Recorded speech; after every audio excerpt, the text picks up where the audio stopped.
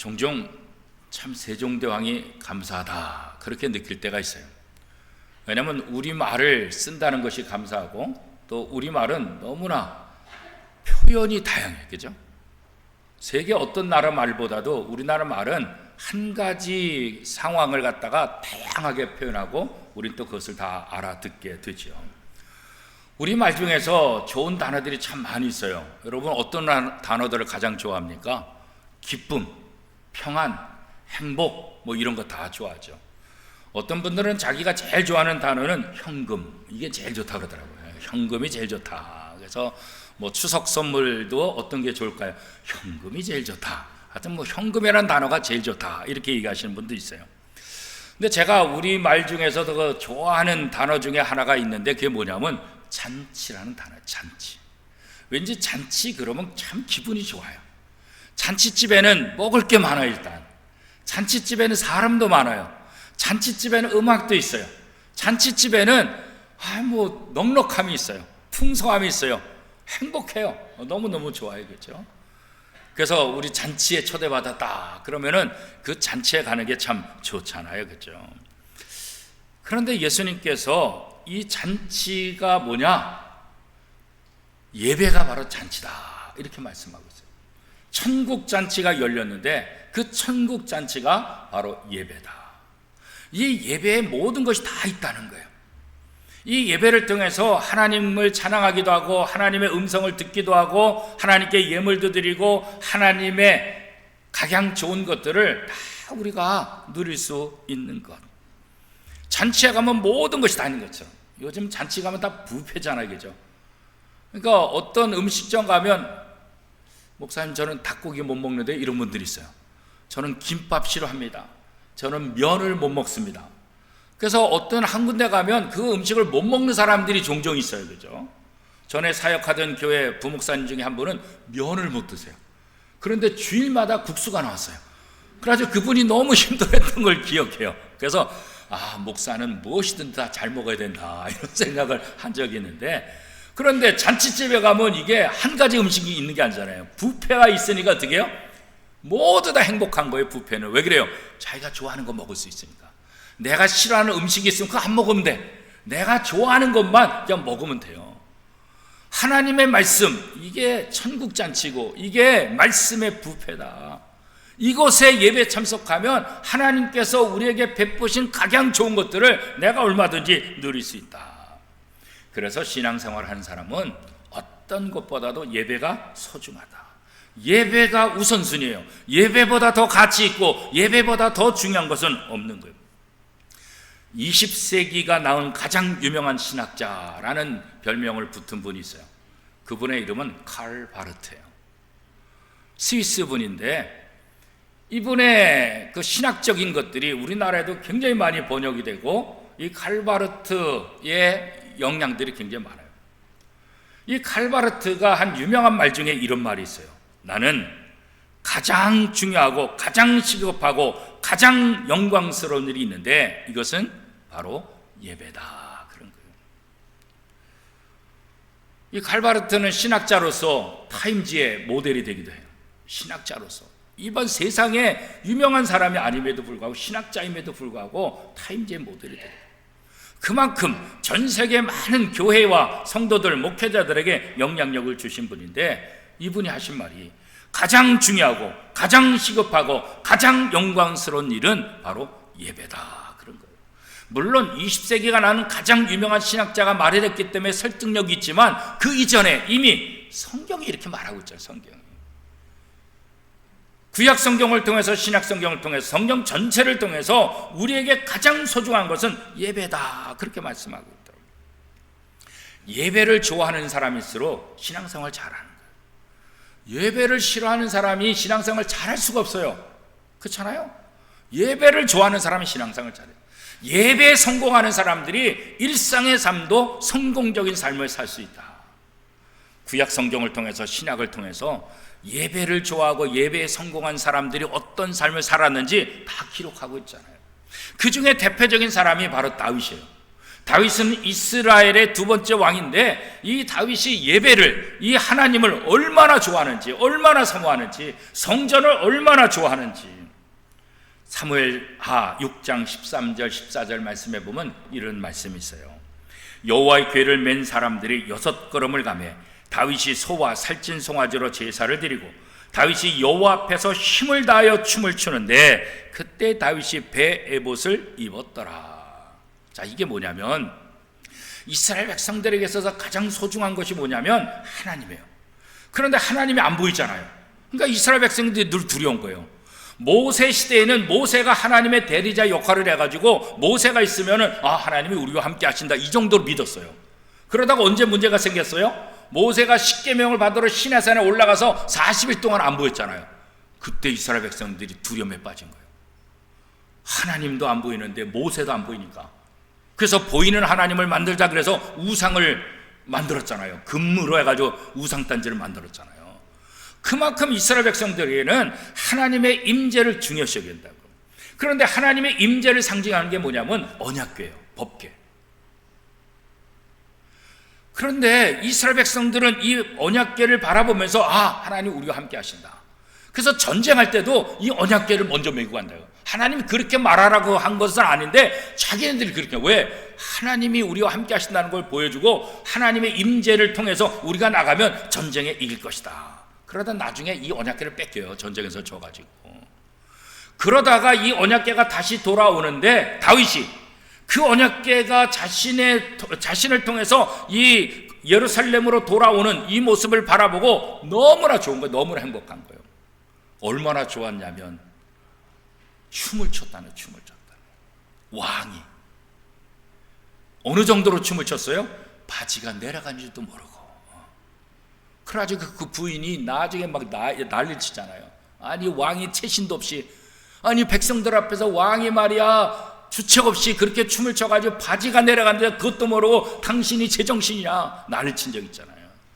그러나 다윗은 그럼에도 불구하고 이 언약궤, 하나님의 임재하는 이 상징이 우리 속에 온다는 것, 이건 너무나 행복하고 너무나 기뻐하는 거예요. 이 언약궤는 뭐가 들어있었죠?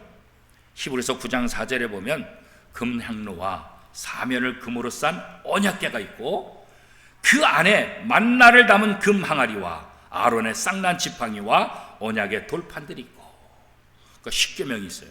만나가 있어요. 아론의 쌍난 지팡이. 이 세 가지는 뭐예요? 하나님이 이스라엘 백성을 지키신다는 가장 상징이 되는 그런 것들이에요.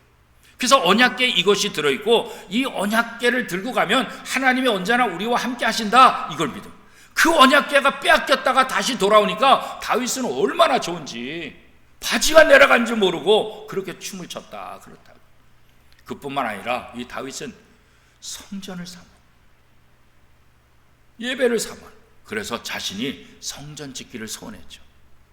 성전을 얼마나 사모하는지 성전 짓기를 원해요. 물론 하나님께서 너는 내 손에 너무 많은 피를 묻혀서 네 아들에게 성전 짓는 권한을 내가 줄 테니까 너는 안 된다, 이렇게 하나님이 거부하셨지만 다윗의 마음속에는 자신이 정말 하나님을 위해서 가장 아름답고 가장 멋진 성전을 짓기를 그렇게 원했다. 그리고 아들이 지을 수 있도록 모든 것들을 다 준비해 준 것을 우리가 알잖아요. 다윗은 이렇게 예배를 소중해요. 하나님 앞에 나가는 것, 하나님께 예배하는 것, 이것이 얼마나 소중한지 그의 평생을 통해서 얘기하고 있어요. 시편을 통해서도 예배를 얼마나 사모하는지, 하나님을 얼마나 사모하는지 우리가 시편을 통해서도 잘 알 수가 있잖아요. 그러니까 다윗은 예배보다 중요한 것은 없다, 예배보다 영광스러운 것은 없다, 그런 거죠. 자, 오늘 본문에 보면 한 임금이 아들을 위해서 혼인잔치를 열었어요. 그리고 많은 사람들을 초대했어요. 초대장을 만들어서 다 전달을 했어요. 그런데 이상한 일이 벌어졌어요. 아니 왕이 아들 결혼식을 한다고 다 초대를 했는데 아무도 안 오는 거예요. 이거 얼마나 신기한 일이겠어요, 그죠? 뭐 농사 지러 가야 됩니다, 씨 뿌리러 가야 됩니다, 뭐 사업 때문에 뭐 바이어 만나야 됩니다, 뭐 아이디어 회의가 있습니다, 결혼 준비 때문에 결혼 준비 안 하라고 저는 안 됩니다, 뭐 다 그러는 거예요. 근데 거절만 하는 게 아니에요. 거절만 하는 게 아니라 어떻게 해요? 왕의 아들의 혼인잔치 초대장을 가지고 간 사람들을 때리고 죽이고 이런 일까지 벌어요. 아니, 안 오면 되잖아요. 그냥 거절하면 되잖아요. 그런데 어쩌자고 때리고 죽이기까지 하냐고요. 그러니까 임금의 입장에서는 기분이 어떻겠어요? 기분이 뭐 좋을 리가 없잖아요. 그렇죠? 그런데 이것은 비유잖아요. 이 비유를 통해서 하나님께서 우리에게 하시고자 하는 말씀입니다. 영적인 의미가 담겨져 있다는 거예요. 이게 바로 천국이라는 거예요. 자, 마태복음 22장 1절 2절 우리 한 목소리를 같이 한번 읽어보겠습니다. 예수께서 다시 비유로 대답하여 이르시되 천국은 마치 자기 아들을 위하여 혼인잔치를 베푼 어떤 임금과 같으니. 이 혼인잔치, 왕이 베푼 혼인잔치는 뭐와 같다고요? 천국과 같다. 천국잔치다. 그런데 이 비유의 핵심은 결국은 뭐냐? 마지막 14절에 있어요. 마태복음 22장 14절 말씀 같이 읽겠습니다. 청함을 받은 자는 많되 택함을 입은 자는 적으니라. 오늘날 하나님께서 예수 그리스도를 통해서 우리 모든 사람들을 구원하시겠다고 초대장을 만들어서 다 청함을 받은 사람은 많은데, 초청장을 받은 사람은 많은데 실제로 그 초청장을 받고 그 구원의 감격을 누린 사람은 많지 않더라, 그 말이죠. 임금이 그렇게 초대장을 다 보냈는데 거부하는 것뿐만 아니라 그 초대장을 가지고 간 사람을 때리고 죽이기까지 하니까 화가 머리끝까지 나는 거죠. 그래서 어떻게 해요? 군대를 보내서 그들을 다 진멸해요. 죽이고 그들의 재산도 다 다시 회수하는 그런 일들을 한다, 그렇게 말하잖아요. 아니, 왕 입장에서는 얼마나 치욕스러워요. 아니, 한 나라 왕이 잔치를 벌이고 초대했는데 백성들이 안 와? 그럼 뭐예요? 모욕감을 느끼는 거 아니겠어요? 아니, 내가 지금 왕인데 나를 뭘로 보고 자기들 일이 바쁘다고 안 와? 왕이 얼마나 기분 나쁘겠어요. 그죠? 이것은 비유라 그랬잖아요. 여기서 임금은 누구를 상징하는 거예요? 하나님을 상징하는 거예요. 혼인잔치, 아들 혼인잔치, 아들은 누굴 말하는 거예요? 예수 그리스도를 말하는 거예요. 초청장을 가지고 전달한 사람은 누굴 말하는 거예요? 선지자들, 오늘날 우리 성도들, 복음을 전하는 사람들. 그죠? 이 잔치는 뭘 말하는 거예요? 오늘 예배를 말하는 거예요. 예배가 바로 천국 잔치라는 거예요. 예배를 소홀히 보는 사람은 하나님과 하나님의 아들을 소홀히 여기는 사람이에요. 왜 그럴까요? 임금의 초대장을 거부하는 것은 임금을 거부하는 것 같다는 거예요. 그죠? 뭐 바빠서요, 일이 많아서요, 뭐 이래서요, 저래서요. 오늘 우리가 하나님 앞에 드리는 예배, 이 예배 빼먹으면서 신앙생활 잘하겠다, 이 예배 안 드리고 하나님의 복 받겠다, 그건 있을 수 없는 거예요. 그죠? 우리가 하나님을 믿나요? 그럼 하나님이 베푸신 잔치, 이 예배에 우리가 열심히 참석을 해야 되겠죠. 잔치를 베푸는데 참석 안 하면 잔치를 베푼 사람의 얼마나 마음이 아프겠어요. 여러분이 뭐 칠순잔치, 팔순잔치, 결혼식 해서 사람들을 초대했는데 아무도 안 와봐요. 그런 마음이 얼마나 아프겠어요. 오늘 우리는 교회 창립 50주년을 맞이하면서 체육대회를 준비했어요. 예배도 통합해서 드리고 맛있는 음식도 주고 경품도 있고 잘 준비해가지고, 그러니까 오기만 하세요.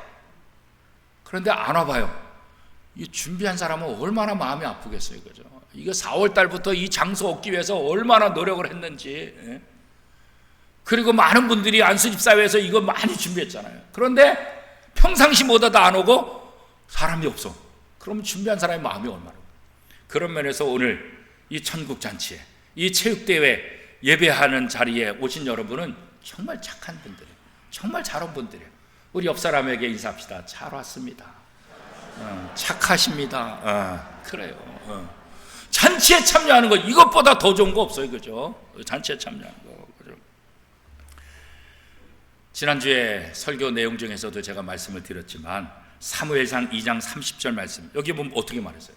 나를 존중히 여기는 자를 내가 존중히 여기고 나를 멸시하는 자를 내가 경멸하리라.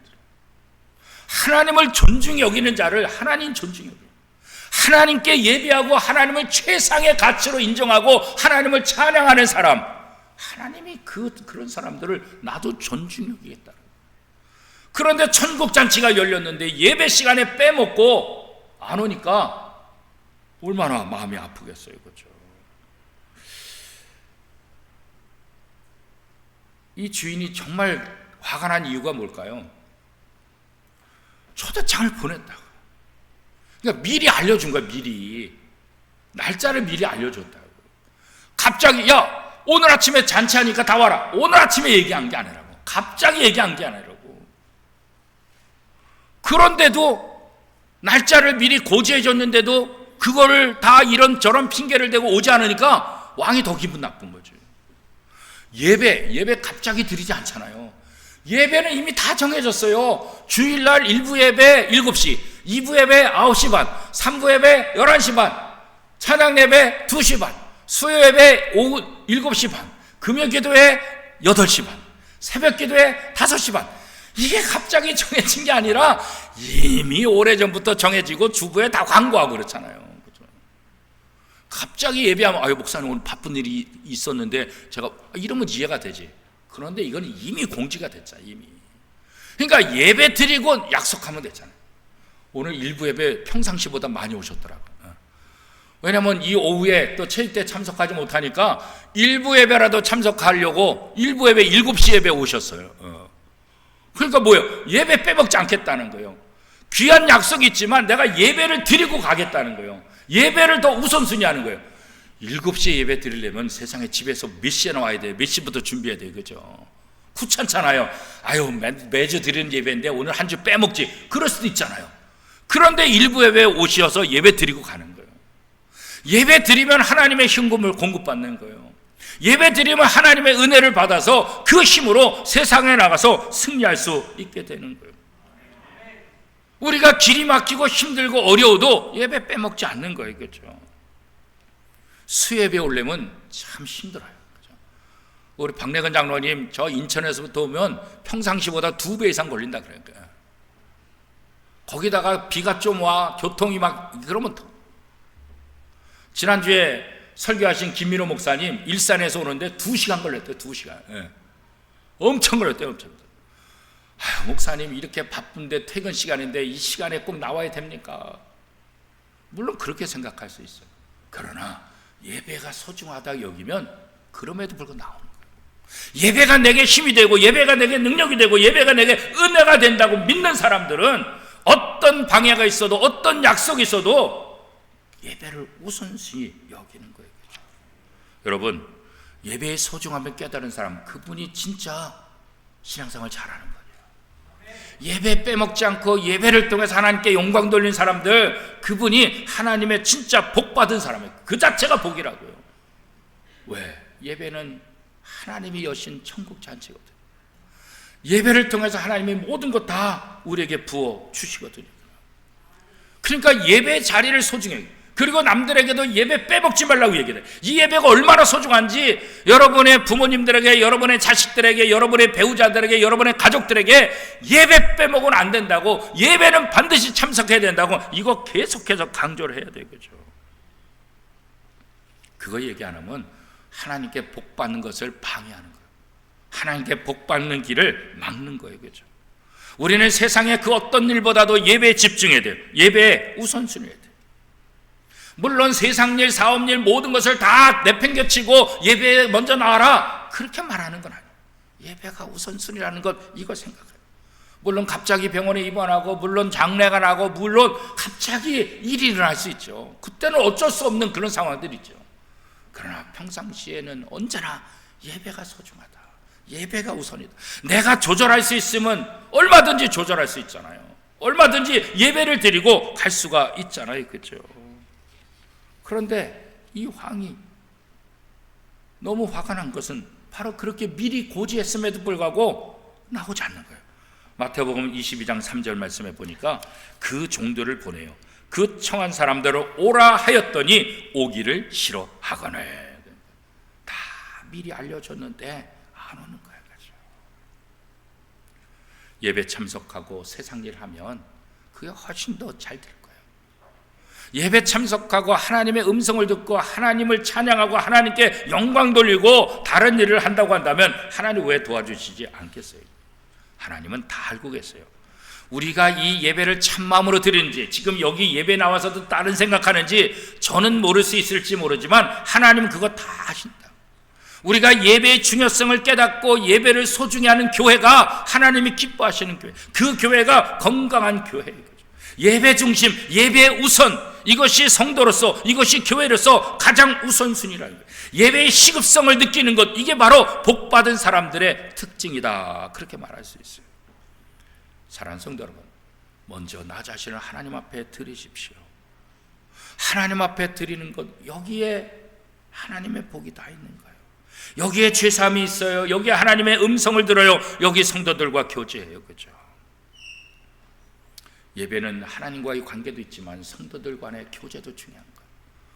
우리가 주일마다 점심 식사를 준비하는 것은 그냥 점심 못 먹으시니까 교회 와서 식사하세요, 그 의미가 아니잖아요. 그죠? 식사를 하면서 성도들과 교제하라고. 밥만 먹지 말고 교제하라고. 그리고 예배에서 가장 소중한 건 마지막 부분에 뭐가 있어요? 축도가 있잖아요. 어떤 분은 종종 축도 안 받고 나가시는 분이 있어요. 이 축도가 마무리예요. 이 축도를 다른 말로 얘기하면 뭐냐면 강복선언. 강복선언. 하나님께서 복을 내려주신 거예요. 이 축도가 아무것도 아닌 것 같지만 이 예배의 마지막을 축도, 강복선언으로 마무리하는 것은 이 예배 참석한 사람들에게 하나님께서 뭘 주시기를 원하는 거예요? 복 주시기를 원한다는 거예요. 복 주시기를. 그래서 축도가 아무것도 아닌 것이 아니라 축도가 예배의 마지막이에요. 마무리예요. 그래서 모든 예배 순서를 우리가 다 하죠. 예배는 영광스러운 시작부터 마지막까지 온 거예요. 종종 기도하시는 분들이 지금은 예배의 첫 시간이 오니 이렇게 기도할 때가 있어요. 그죠? 이미 예배 한참 전에 시작했어요. 그죠? 기도하는 시간이 첫 시간이 아니라고요. 그죠? 이미 한참 전에 시작했다고요. 그때가 첫 시간이 아니에요. 설교가 첫 시간이 아니에요. 이미 예배 시작, 찬양대, 예배 부름, 그때부터 이미 예배가 시작이 되는 거예요. 축도하고 후주까지 다 마찬가지예요. 그죠? 그래서 이 왕은 화가 나니까 나중에 어떻게 했어요? 종들을 다시 불렀어요. 야, 내가 초청한 이 사람들은 여기 이 천국잔치, 이 혼인잔치에 합당하지 않은 사람, 다시 나가서 이제는 악한 사람이든 누구든지 다 불러와라. 누구든지 다 초대해서 원하면 다 들어오게 해라 그랬잖아요. 마태복음 22장 10절 말씀. 종들이 길에 나가 악한 자나 선한 자나 만나는 대로 모두 데려오니 혼인잔치에 손님들이 가득한지라. 하나님은 유대인들을 통해서, 이스라엘을 통해서 하나님의 백성을 만드시고 하나님을 온 세상에 전파하고 있어요. 근데 유대인들이 자기만 선택받았다고 선민 사상에 빠져가지고 복음을 전하지 않는 거예요. 우리만 구원받았다. 그러니까 하나님이 어떻게 해요? 유대인들을 제껴놓고 이제 이방인들을 통해서 복음을 전하게 하겠다. 그래서 사도 바울 이방인을 위한 사도로 전하고 이방인에게 복음을 전하고 그 이방인들을 통해서 오늘 우리에게까지 복음이 전파되었던 것 아니겠어요? 그렇죠? 자, 그리고 혼인잔치에 들어가면 예복을 주는 거예요. 이 예복을 입은 사람은 그 혼인잔치에 들어가면 마음껏 먹어요. 여러분 결혼식장 가게 되면 뷔페 식권을 주잖아요. 그죠? 그 식권이 없으면 못 들어가. 그죠? 못 들어가. 그 뷔페 식권을 내면 어떻게 해요? 뷔페에 널려 있는 거 아무 데나 다 먹어. 이거 먹어도 될까요? 그런 말 안 해도 돼. 뷔페 식권 초대장 그거 받은 거 갖고 딱 그거 내고 들어가면 그냥 거기에 널려있는 음식이 다 내 거야. 내가 다 먹을 수 있다고. 그죠? 예수 그리스도로 옷 입은 사람, 이 예복을 입은 사람은 천국잔치에 초대됐을 때 모든 것이 다 내 것이에요. 모든 것 하나님이 우리에게 다 주시는 거예요. 가장 좋은 것 하나님이 다 주신다고 말씀하고 있다는 거죠. 왕이 준비한 음식, 그냥 가난한 사람이 준비한 것도 아니고 왕의 아들 잔치예요. 왕의 음식이에요. 왕의 준비한, 이거 얼마나 좋은 거예요. 얼마나 좋은 거예요. 이 천국잔치에 초대받아서 이 자리에 참석하면 정말 세상에서 누릴 수 없는 모든 좋은 것들을 다 누리게 된다. 바로 예배가 그거라는 거예요. 예배가. 이 예배가 우리에게 그래요. 그래서 성경은 모이기를 힘쓰라. 이 예배가 소중하니까 이 예배에 열심히 모여라. 히브리서 10장 25절에 보면 이렇게 말씀하고 있어요. 모이기를 피하는 어떤 사람들의 습관과 같이 하지 말고 오직 권하여 그날이 가까움을 볼수록 더 그리하자. 종종 그래요. 이게 더 예배야 매주 드리는데 오늘 빠지고 일부터 하고, 모처럼 가족 여행 가는데 예배는 다음에 드리고 가족 가지 뭐. 이건. 그런데 성경은 모이기를 피하는 어떤 사람들의 습관 같지 않아요. 그날이 가까울수록 뭐야? 예수 그리스도의 재림이 가까운. 모이기를 더 힘쓰라. 모여서 부르짖고 찬송하고, 모여서 기도하고, 모여서 같이 말씀을 듣고, 모여서 식사하면서 성도의 교제를 나누고 성령의 역사가 일어나게 하는 거예요. 불은 장작 하나로 타는 게 아니잖아요, 그죠? 함께 모일 때 더 활활 타잖아요, 그죠? 한 사람 한 사람이 중요하지만 그 한 사람 한 사람이 모일 때 더 큰 영향력을 발휘할 수 있잖아요, 그죠? 현대인의 가장 큰 병은 뭘까요? 암일까요? 그럴 수 있죠, 암. 그런데 현대인에게 제일 큰 병은 뭐냐? 모르는 병이에요. 모르는 병. 도대체 몰라. 우리 성도님 가운데도 종종 저한테 그래요. 목사님, 몸이 아파서 병원 갔는데 아무 이상이 없대요. 대학병원 갔는데 아무 이상이 없대요. 엑스레이도 찍고 비싼 돈 들여가지고 CT도 촬영했는데 아무 이상이 없어요. 이러면 진짜 환장이에요, 그죠? 몸이 아픈데 병원 가면 아무 이상이 없대. 돈도 다 들였는데, 엑스레이 찍고 CT 찍고, 여기가 문제군요. 요 약물 치료하면 됩니다. 요 간단히 시술하면 됩니다. 요건 수술해야 되겠군요. 이러면 마음이 편하잖아요. 그런데 나는 몸이 아파 죽겠는데, 나는 잠도 못 자는데, 나는 밥도 못 먹는데, 병원만 가면은 아무 이상 없습니다. 이게 참 힘들잖아요. 모르는 거. 이게 하여튼 제일 힘들어요. 알면 되는데 모르는 거. 가장 모르는 병 중에서도 가장 이게 문제가 있는 심각한 모르는 병은 뭐냐? 하나님 모르는 거. 하나님 모르기 때문에 우리 안에 다 문제가 생기는 거예요. 하나님 떠나니까 괴로운 거예요. 하나님 떠나니까 문제 생기는 거예요. 하나님 떠나니까 이게 문제가 있고 아파도 힘들어도 뭐가 문제인지 모르는 거예요. 하나님 떠난 것 때문에. 그러니까 병원에 가서도 이게 뭔지 잘 모르게 되는 거죠. 여러분, 힘듭니까? 괴롭습니까? 그럴수록 하나님 앞에 더 나와야 되는 거예요. 이경설 집사님이 지난주에 2m에 떨어져가지고 그냥 꼼짝도 못하고 병원에서 수술 받는데 지금 왔어요. 나 깜짝 놀랐어요. 지금 환자가 수술 받고 목사님 저 내일 아침에 갈게요. 문자 왔더라고요. 오늘 아침에 또 목사님 저 왔어요. 그러더라고요. 수술 환자가 몸이 아픈데 누가 보더라도 안 오면 당연하잖아요. 그래도 예배 자리에 오는 거예요. 왜? 예배가 소중하다고 느끼니까. 그 어떤 것보다도 예배, 이게 소중하니까. 힘드십니까? 예배 자리 더 찾으세요. 어렵습니까? 예배 자리에 더 나오세요. 예배하면 내게 힘이 생기는 거예요. 내가 못 느낄 수 있을지 모르지만 하나님은 예배하는 사람을 사랑하시고 예배하는 자에게 하나님의 은혜, 하나님의 능력을 주시는 거예요. 예배는 천국 잔치예요. 사랑하는 성도 여러분, 오늘 이 예배를 통해서 하나님의 놀라운 은총을 받을 수 있기를 축복합니다. 예배의 모든 게 다 있는. 구약 성경에 보면 성공한 사람들의 특징은 뭐냐? 전부 다 하나님께 충성한 사람이에요. 하나님을 사모하는 사람이에요. 예배를 좋아하는 사람이에요. 아브라함 가는 곳곳마다 예배 드렸어요. 이삭도 마찬가지예요. 야곱도 마찬가지예요. 요셉도 마찬가지예요. 언제나 하나님을 사모하고 하나님께 예배하기를 즐겨하는 사람, 그 사람들의 삶이 하나님의 도우심 통해서 형통한 삶이 되었다고. 오늘 우리도 마찬가지예요. 예배하는 자를 하나님이 좋아하시고 이 천국잔치, 이 예배를 통해서 하나님의 은혜가, 하나님의 능력이, 하나님의 힘이 우리에게 공급되니까 우리가 세상에 나가서 어떻게 해요? 더 잘 되는 거예요. 세상에 나가서 승리할 수밖에 없는 거죠. 가능하면 그 모든 예배에 참석하세요. 주일 예배가 가장 중요하다고 하지만 물론 주일 예배에 참석하는 것 중요해요. 근데 주일 예배뿐만 아니라 주일 예배만 나오신 분은 이왕이면 한번 수요예배도 한번 나오세요. 이왕이면 한번 금요예배도 한번 나오세요. 이왕이면 새벽에도 한번 나와보세요. 내가 할 수만 있으면 예배 자리에 더 많이, 더 열심히 한번 나와보세요.